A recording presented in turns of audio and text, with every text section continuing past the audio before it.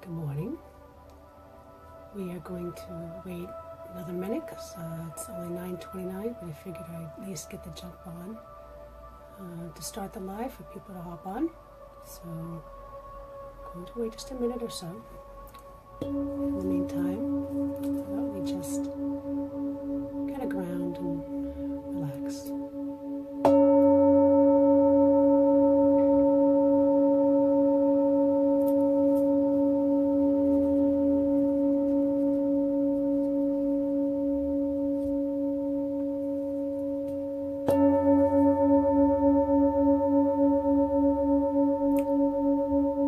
So just give us a couple minutes while people are logging on. Say hi. I'm still new to this whole live thing. Is not something I am used to. So we'll just kind of set the tone right now.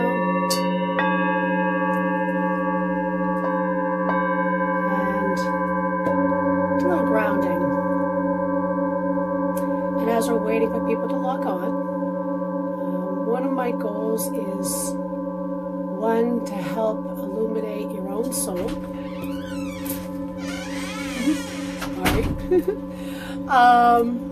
Guide you on your path, remove toxicity, and restore wholeness into yourself. Isn't that kind of what we're all here for?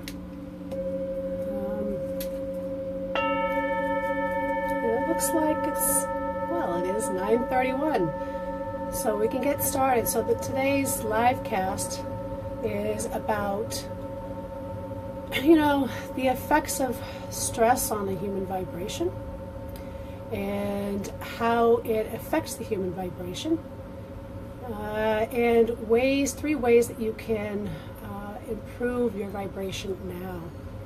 So how many of you have been feeling the intensities, especially if you're an empath? How have you been feeling the intensities? The energies have been quite intense, as we know. Especially if you're an empath, you tend to not only feel your own stuff rising up, but you are feeling everybody else's, the whole shift in consciousness. I watched an interesting video by Eckhart Tolle a few months ago, and he even talked about, are your thoughts really your own thoughts? Think about that. Or are your thoughts part of the overall consciousness that's here on the planet? So think about that for a moment. One of the things that, if anybody can share your story, that would be great. Or if you have questions as I'm going along, that would be great too. And hopefully those questions will be popping up while the scrolls are going through on my side, and I can see them and answer them for you. But there's going to be two examples of how I'm going to be using examples of I woke up feeling so yucky and I don't like it. I slept so well. I slept well, so it is not that. Love this. Thank you. Oh, you're very welcome. So I'm going to be talking about using two examples. And if you're not familiar with these two individuals, I highly encourage you to, whether through Google or books or however, to research and learn more. But two of the influences on top of my own trainings, especially through Jikken and Reiki, which is traditional Japanese, non-westernized, and it goes more into a lot of the Shinto and Buddhist practices. So, which we won't go too much into that today because that's not what today is about. But I am going to talk a little bit about Dr. Emoto, as well as Tesla. So, I want to ask you, one, are the effects of stress and how, I don't know if anybody can relate to this, but your ascension symptoms have been peaking. I know I posted a question day or two ago. I'm losing track of time. I don't know if anybody else is experiencing that, but losing track of time. But I've been seeing very common patterns play out, whether I'm doing readings or working with people individually.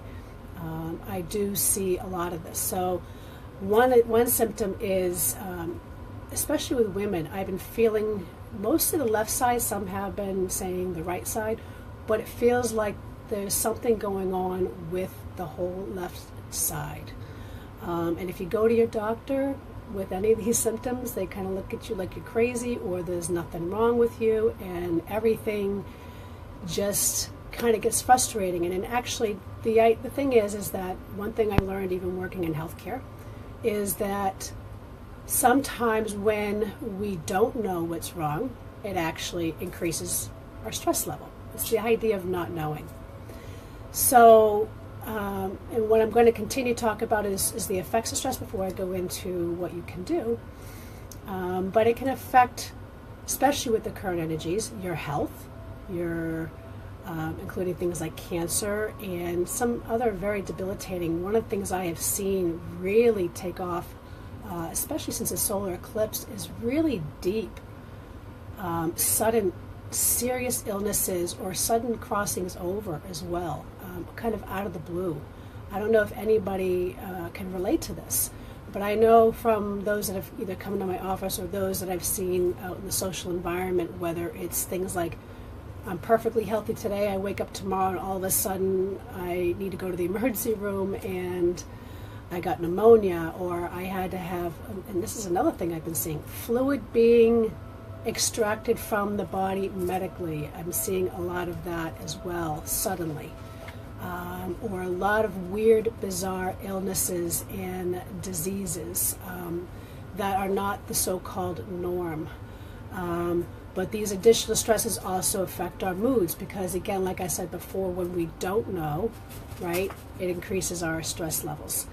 One of the things I've learned over the years, being in a fight or flight state for over 10 years and developing PTSD, is I really kind of understand that stress. And it's been a mission of mine ever since I became aware of it to really kind of conquer it. These increased stress levels also affect your work, your relationships, even with your relationships with yourself. One of the things, I should say, take that back. Why is this all happening? One, a lot of us are familiar, some of you may not, that there is a huge shift of consciousness happening on the planet. Okay. One of the themes that I have been seeing play out, ironically, I worked a fair at the end of September, and I worked a fundraiser for the homeless doing readings 2 weeks later. And one of the themes I felt common was that the divine feminine is rising. And each one of us, whether you're male or female, have a role to play.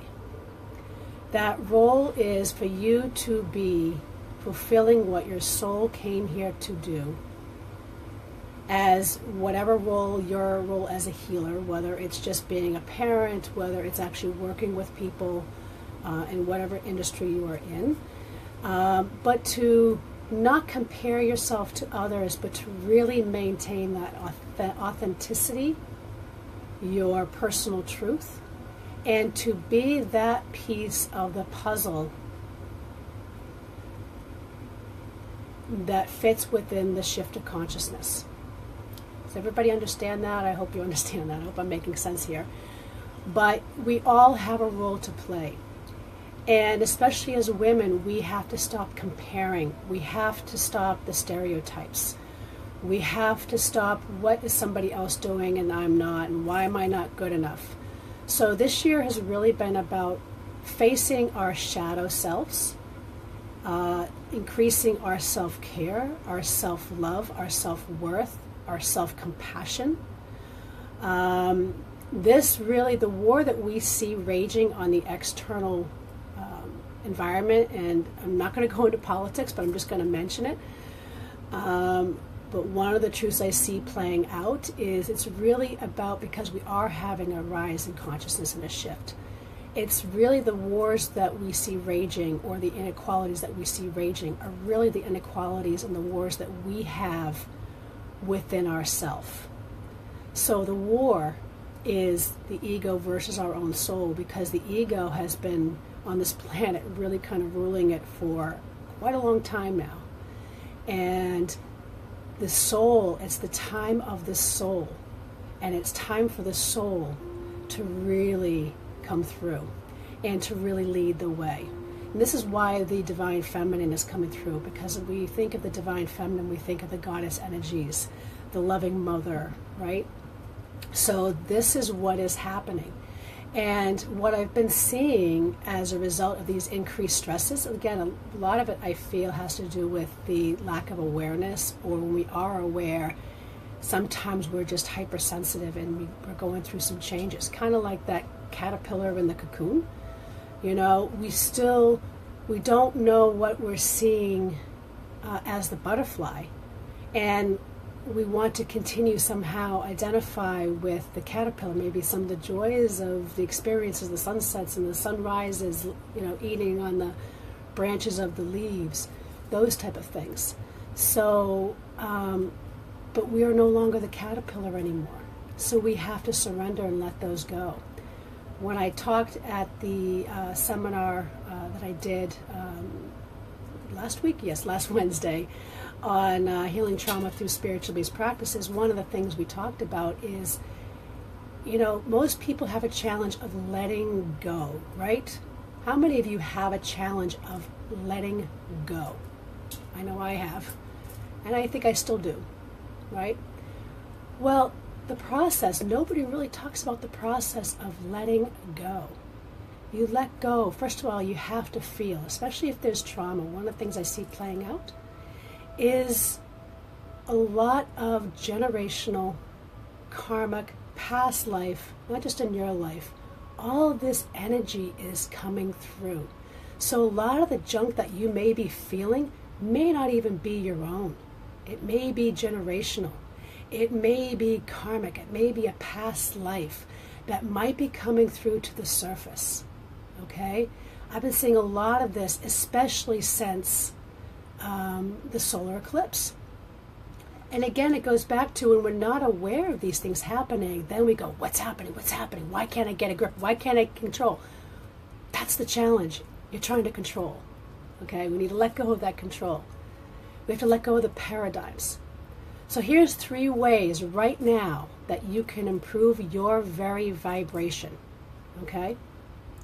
One is through meditation. I know a lot of you that I see on the thread right now already know this, okay?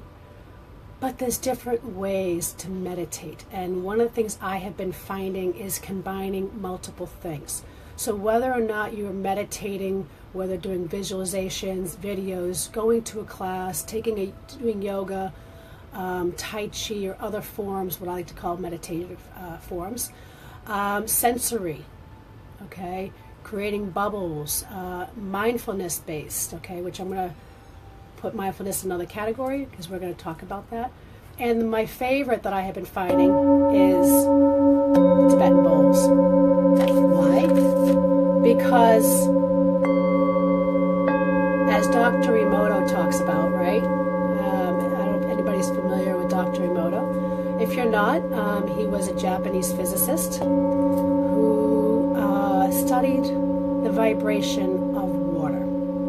And what he found is that when he placed water in certain environments, and he did various experiments, one on the power of thought. So if you put water in one area and you talked everything negative about it, then how would that affect water? And another one, if you talked to the water and said how much you love them, excuse me, I'm getting things popping up on my screen. So then how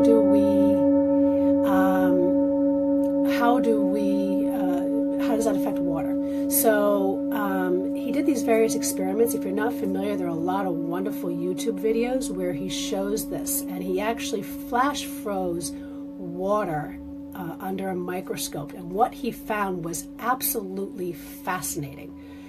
And it was the frequency and vibration of the water. Now you got to understand the human body is made up of mostly water, right? Right? So if we're made up of mostly water, then how does frequency and vibration affect us? Okay? So Tesla even talks about, excuse me, if you want to find the secrets of the universe, you need to think in terms of energy, frequency, and vibration. Those very three things.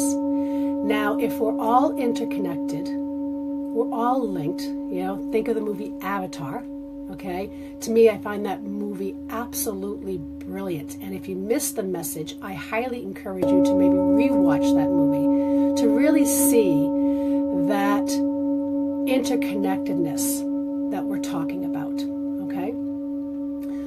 But one of the things that Dr. Emoto talked about was these different things. So if there's polluted water, these ice crystals would show up and form these various things, and then the human body, and in other areas, in very pure, clean water, it would reflect elsewhere. Now, how does that affect us? It's frequency and vibration, right? Well, again, like I said, we're made up of mostly water. So one of the things I love as the first tip of my meditation is I have been increasing a lot more with Tibetan bowl. And I really highly recommend that you do this in person, whether you seek a vibrational therapist or sound healer, or you go to a sound meditation, whatever you find. But I do see that, again, when you experience these in person, it really cuts through the crap, okay? Because it's the vibration that affects you. So that's tip number one. The second tip is to get out in nature, okay? If you missed the blog post I posted a few months ago on the mindfulness meditational journey that I did with a tree, I will post a link after this live feed, but the getting into nature, again, the earth is shifting. So these are ways to cut down and de-stress and to reground, but you need to continue to do this. You need to not say, well, I don't have time today. You don't have time not to, because our vibrations are changing and we need to go along the lines and implement these strategies, okay? So getting into nature, whether or not you stick your feet into the sand or the ground, or you hug a tree.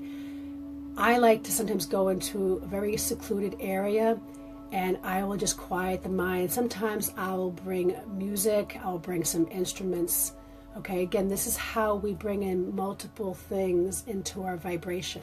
And by doing this, we are giving ourselves self-love, self-compassion, and implementing self-care. Okay?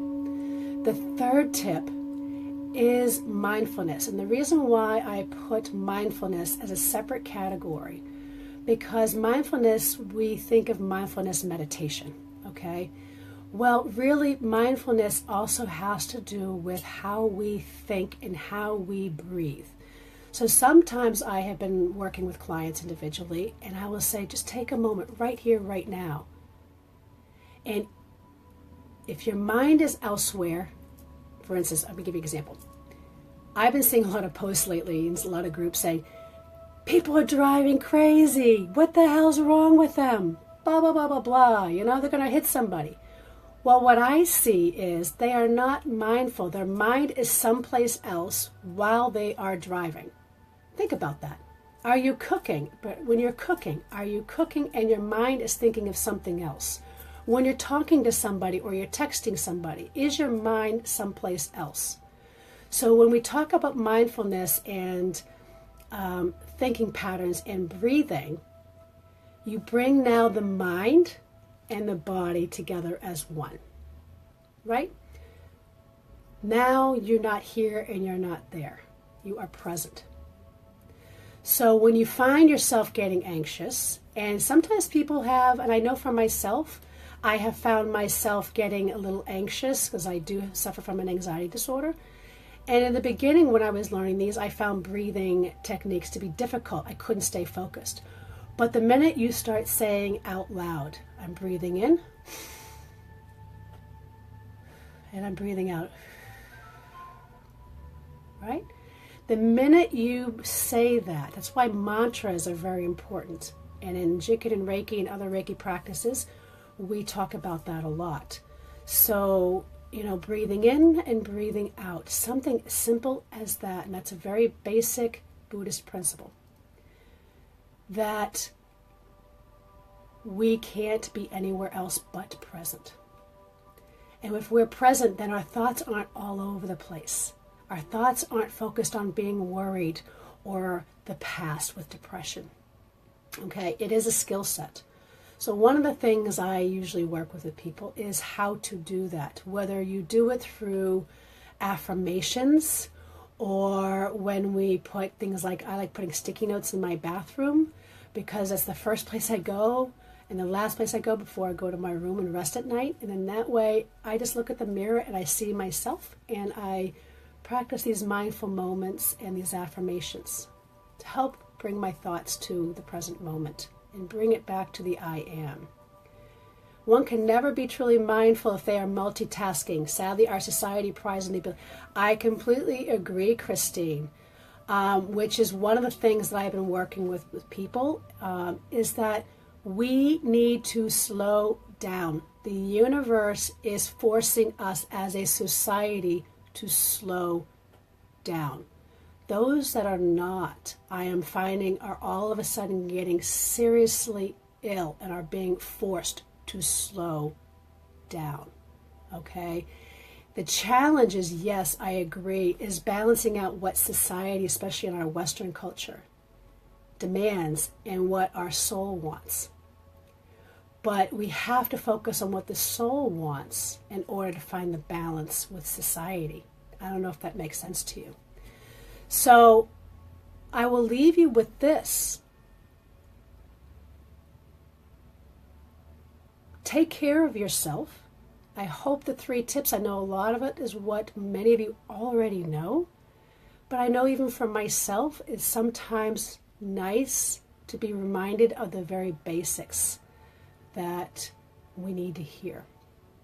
One of the things that we learn in Jikun and Reiki is we dive a lot into a lot of the Shinto and Buddhist practices. Okay? And it's really about stripping ego. Okay? When we remove ego, yes, ego is important for life sustaining because we need ego to put food in our mouths, to put shelter and clothes and all those things. But anything beyond food, shelter, clothing, we need to really question. We really need to question. And how much of that is impacting our quality of life.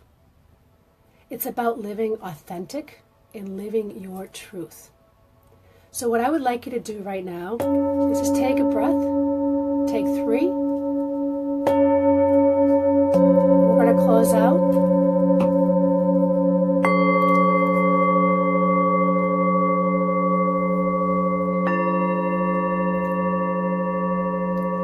I just want to say that I do offer private sessions. I know a lot of you know this, and I don't really do too many live videos because I feel weird.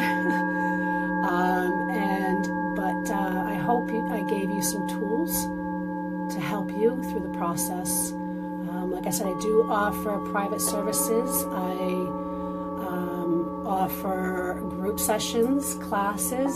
I've been actually asked to do more corporate wellness. So if you have a business that you would like me to come into, I'm more than welcome to help you with that. I also do private parties and speaking and fundraisers. So, please reach out. If not with me, you're not alone. You're not alone. We need to unite, especially as women. We need to unite, all of us. And a lot of men, I'm going to call you men out too. Men, don't be afraid to tap into the divine feminine. We all have the divine feminine and the divine masculine within all of us. But right now, the divine feminine needs to come through with all of us, men and women, because that's the energy that's on the planet right now. And we need to embrace it. We all need to be that piece to the puzzle, our individual piece to the puzzle for the greater. you.